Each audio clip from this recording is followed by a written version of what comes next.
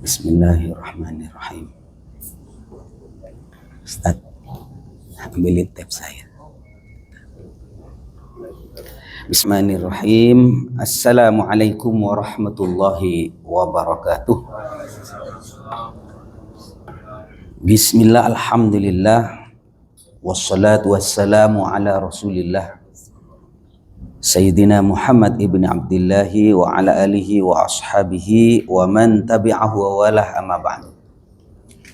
Hadratal muhtaramin, para jemaah salat zuhur yang saya hormati, melanjutkan kegiatan ibadah kita sejenak, kita menambah ilmu.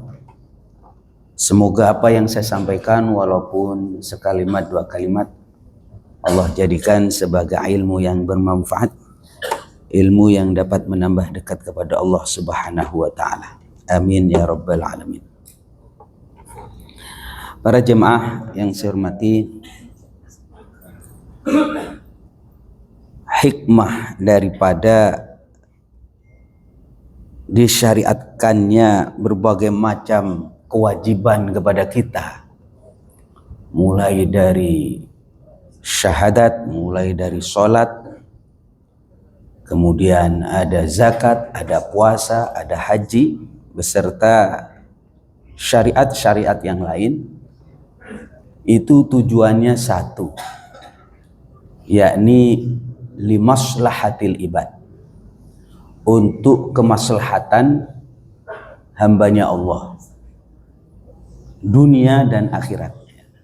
Itu harus dipahami ya. Semua perintah Allah, semua larangan Allah itu tujuannya adalah limasalihil ibad, untuk kemaslahatan hambanya Allah, kita. Makanya man amila shalihan falinafsi, barang siapa beramal soleh falinafsi, maka untuk dirinya sendiri. Wa man asa'a fa 'alaiha, kalau dia berbuat jahat, ya bahayanya dia akan rasakan sendiri. Termasuk para jemaah sekalian, hikmatut tasyri', hikmah daripada disyariatkannya puasa. Puasa ini bagian salah satu cara Allah, bentuk kasih sayang Allah kepada kita sebagai umat manusia, khususnya umat Islam, agar mampu mengendalikan nafsu. Itu pokoknya. Karena nafsu ini bagian yang tidak terpisahkan dari penciptaan manusia. Allah menciptakan kita ini, ada paket di dalamnya itu nafsu. Nafsu itu energi sebenarnya, cuma harus dikendalikan dan tidak mungkin dihilangkan.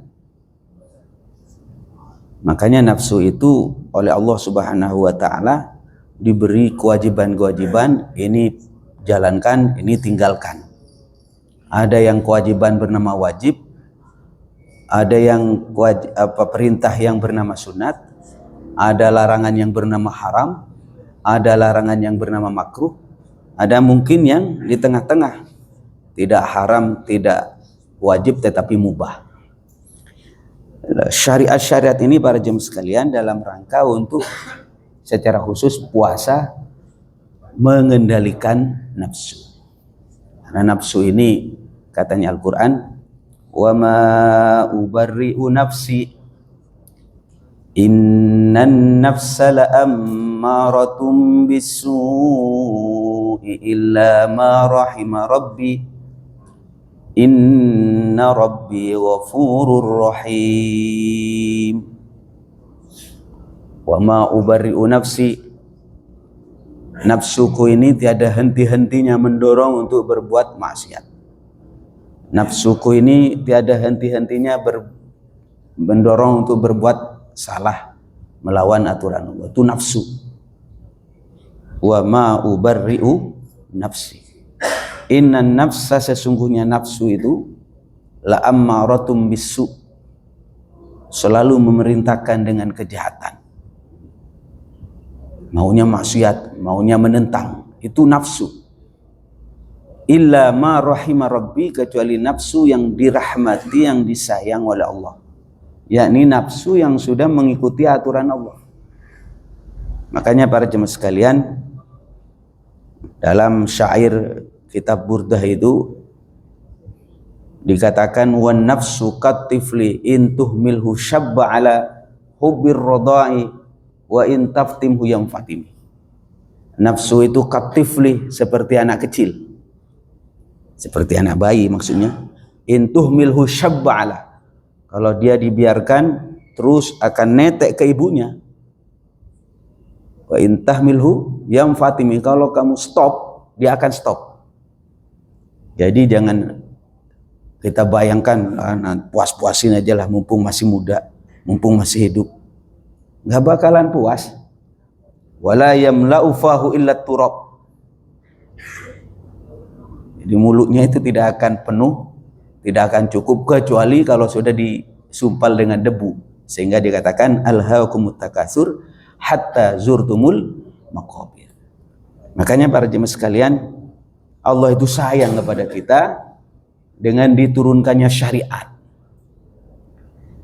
Jadi syariat itu diturunkan, termasuk Nabi Muhammad SAW, dan ajarannya adalah rahmatan lil alamin. Wa ma arsalnaka illa rahmatan. Itu harus dipahami itu.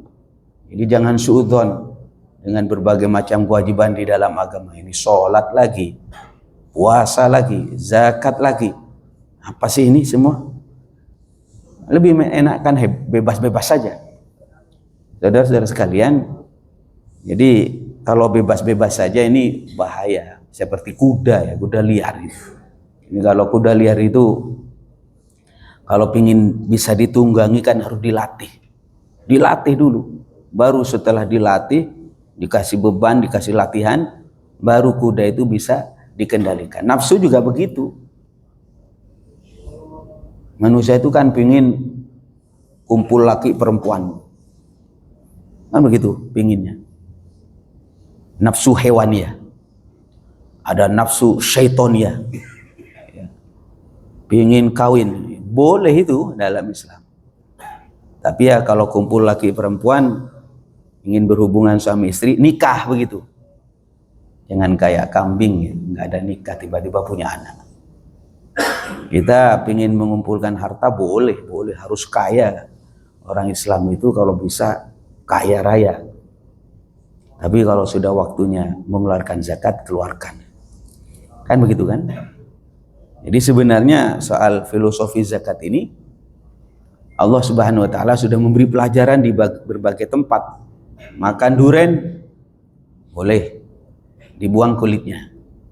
Makan buah apa mesti ada yang dibuang, itu sebenarnya Allah memperingatkan, keluarkan zakatnya. Kalau tidak, biasanya akhir hidupnya itu banyak penyakit ya. Uangnya itu hilang gitu, dan sebagainya. Makanya para jemaah sekalian, sekali lagi mari kita paham bahwa semua syariat yang dibebankan kepada kita sebagai umat Islam, yang kita sebut kemudian kita ini sebagai mukallaf, orang yang dipaksa untuk menjalankan syariat. Dan ini kita disebut mukallaf kan? Kita itu mukallaf, orang yang diwajibkan menjalankan aturan-aturan. Nah ini harus dipahami bagian daripada bentuk kasih sayang Allah Subhanahu wa Ta'ala kepada kita. Cuma tetap kita harus mampu memahami mana perintah yang wajib, mana yang perintah yang sunat, mana yang haram, mana yang makruh, mana yang mubah, mana yang masih mukhtalafih gitu. Ini khususnya kalau sudah jadi kiai, jadi ustadz, harus memahami mana yang boleh berbeda, sehingga nanti saya nggak ngotot menyampaikan sesuatu yang sebenarnya boleh berbeda. Saya ngotot wajib sama seperti saya, padahal ada di dalam Islam itu namanya mukhtalafih, sesuatu yang masih boleh kita berbeda. Maka dikatakan kaidahnya itu kalau menghadapi sesuatu yang multitafsir, la yungkarul mukhtalafih, sesuatu yang masih khilafiyah nggak usah diingkari. Saya ulangi lagi, la yungkarul mukhtalafi, masalah khilafiyah nggak usah komen, biarin aja masing-masing. Gitu Pak Wadir, Pak Hamra. Saya itu kadang-kadang sholat di berbagai kantor kan. Waktu saya di Polda Metro Jaya, macam-macam orang sholatnya itu. Ada yang begini, ya. Kalau saya begini, Pak. Kalau saya mengikuti kitab Fathul Mu'in begini. Ada yang begini, begitu kan? Ya biarin aja gitu saya. Ada yang sendekapnya begini, kalau saya begini. Jadi di bawah dada, di atas pusar. Pandangan ke tempat sujud. Kalau tahiyat, kalau saya begini, asyhadu alla ilaha illallah. Gitu kan? Tapi sebelah kadang-kadang asyhadu alla ilaha illallah, digerakkan. Nah, saya karena sudah terbiasa dengan perbedaan dan saya sering kumpul sama ulama di Majelis Ulama Indonesia, sudah diajarkan itu. Oh, kalau masalah khilaf ya nggak usah dikomentari, udah masing-masing. Karena kalau ditanya, kok begini? Nabi Muhammad harroka. Jadi kalimatnya itu harroka itu maksudnya digerak-gerakkan ya, diartikan digerak-gerakkan. Oh ya. Lalu saya mengartikan ya digerakkan sekali. Asyhadu alla ilaha illallah. Ketika tahiyat kan pandangan dianjurkan untuk ke tempat ini. Kalau mulai dari awal sampai akhir kan pandangan ke tempat sujud. Baru ketika asyhadu alla ilaha illallah pindah ke sini. Itu kan aturan-aturan yang sudah termaktub di dalam kitab fikih. Namun kan begitu kan. Ketika berbeda saya itu, wah berbeda nggak apa-apa ya, nggak apa-apa. Ini masalah khilaf ya, yang dikatakan la yungkarul mukhtalafi, masalah khilafiyah nggak usah diingkari. Wa innama yungkarul mujma' alaih, yang wajib kita ingkar kalau sudah menyangkut sesuatu yang disepakati oleh ulama.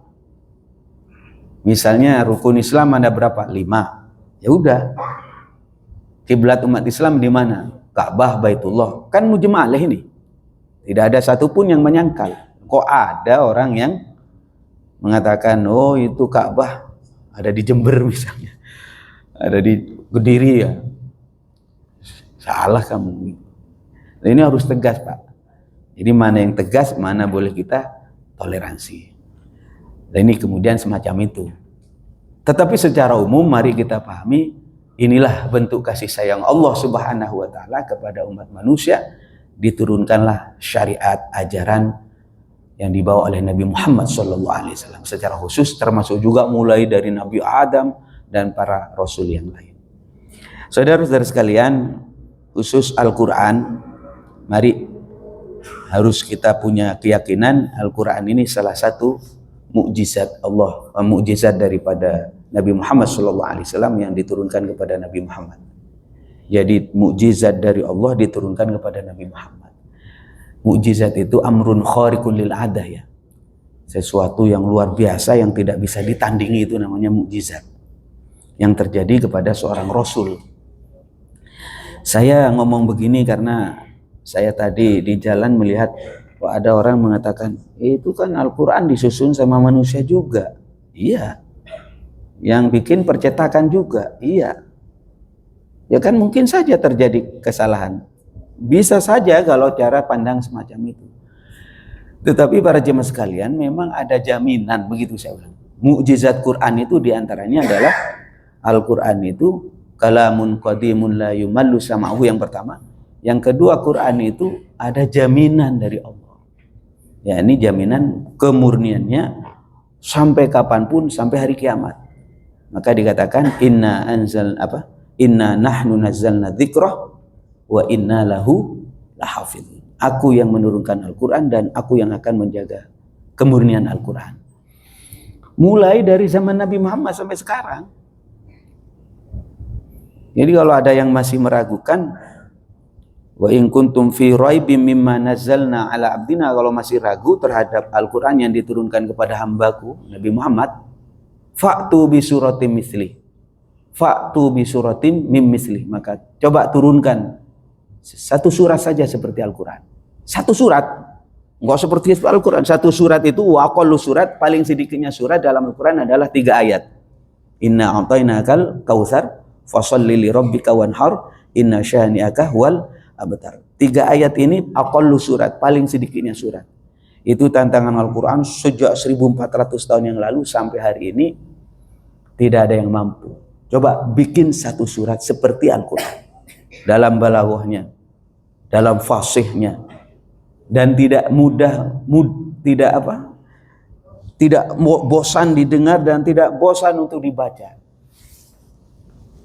Dan dijamin kemurniannya, Pak. Kalau kitab-kitab yang lain tidak ada jaminan.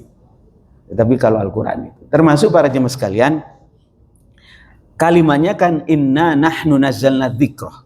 Aku yang menurunkan Al-Quran dan aku yang akan mengamankanlah, yang akan menjaga kemurnian. Bukan hanya az-dzikrah itu bermakna harfiah Al-Quran, tapi secara keseluruhan syariat ini. Saya ulangi lagi, secara keseluruhan syariat ini itu akan dijaga oleh Allah dari orang yang menyelewengkan akidah, menyelewengkan syariat. Maka terus akan ada sepanjang sejarah itu ulama-ulama yang mumpuni dalam Islam, bukan hanya menjaga kemurnian Al-Quran, tapi menjaga kemurnian ajaran Islam. Dan ini saudara-saudara sekalian, makanya saya tetap yakin bahwa Al-Quran dan ajaran Nabi Muhammad ila yaumil qiyamah akan terjaga. Ada orang yang usil-usil yang mau merubah, karena sekarang kan Quran tidak seperti dulu ya. Mushaf dulu itu kan ditulis di pelepah kurma bagaimana besarnya gitu. Dan saya kemarin di kedutaan Uzbek itu ditunjukkan Quran yang pertama kali ditulis dan itu sudah diteliti oleh UNESCO bahwa ini adalah Al-Quran yang pertama. Itu yang ada di Uzbek, bukan di Madinah, bukan. Jadi semua merujuk kepada ini. Kalau kira-kira Quran yang beredar itu tidak sama dengan ini, ya perlu dipertanyakan. Tetapi para jemaah sekalian, ternyata tetap akan ada orang yang usil itu. Saya pernah melihat di sini, nah ini kok beda, kata saya. Saya kemudian menghubungi rekan-rekan di Kementerian Agama, ini kok ada yang berubah. Jadi dalam surat Al-Kahfi itu ditulis wa inna laja'iluna ma 'alaiha sha'idan jurusa. Kan laja'iluna. Ya. Aslinya itu wa inna laja'iluna.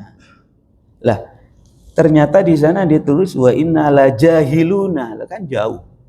Laja'iluna dengan laja'ilun, jahil kan bodoh. Kalau jahiluna aku yang menjadikan. Ada, Pak, pasti akan ada orang yang bisa mengetahui perubahan-perubahan yang dilakukan oleh orang yang tidak bertanggung jawab. Ini bagian daripada Al-Quran. Dan Al-Quran dengan Al-Quran yang lain, Quran surat satu dengan surat yang lain, bahkan Al-Quran dengan hadis terus akan sinkron ini, Pak. Makanya afala yatadabbaruna Al-Quran. Apakah kamu tidak berpikir tentang Al-Quran? Coba pikir itu. Walau kana min indi ghairillah, wa andaikan Quran itu bukan dari Allah, la wajadu fi ikhtilafan katsira, maka akan kamu temukan ikhtilaf, kontradiksi antara satu surat dengan surat yang lain. Kok andaikan bukan dari Allah? Katakanlah undang-undang begitu ya, undang-undang bikinan manusia dari atas sampai ke bawah kadang-kadang nggak sinkron, makanya harus ada mahkamah konstitusi. Nah, Al-Quran itu para jemaah sekalian, antara satu surat dengan surat yang lain pasti sinkron. Ini diantara mukjizat Al-Quran. Saya ceritakan ini sekaligus ingin mengingatkan, ayo, karena sudah Al-Quran semacam ini kehebatannya, salah satu mukjizat Sayyidina Rasulullah SAW yang kekal dan bertahan sampai hari ini. Saya mohon kepada para jemaah, termasuk mengingatkan diri saya, yang belum hatam Quran, ayo hatamkanlah. Ya, tinggal kurang berapa hari ini Ramadan, hatamkan, agar kita ini ditinggalkan Ramadan tidak gigit jari, tidak menangis ya.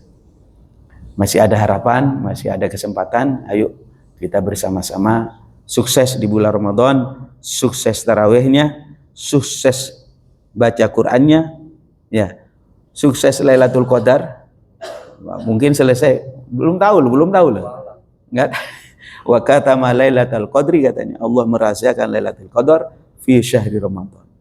Ada yang mengatakan semalam, Pak Kiai. Ada yang mengatakan 25, ada yang mengatakan 23. juga sampai hari ini juga nggak tahu. Sengaja dirahasiakan agar kita mengisi bulan Ramadan. Ini masih ada sisa para jemaah sekalian. Sukses Lailatul Qadar. Sukses puasanya, sukses Qur'annya, sukses tarawihnya, sukses Lailatul Qadar, dan terakhir sukses zakat, infak, dan sedekahnya. Mudah-mudahan Allah Subhanahu wa taala menerima amal ibadah kita. Saya mohon maaf apabila ada yang kurang berkenan. Yang ngaji-ngaji begini saja, ya barangkali ada yang nyangkut lah ilmu sekalimat dua kalimat jadi ilmu yang bermanfaat. Terima kasih, mohon maaf. Assalamualaikum warahmatullahi wabarakatuh.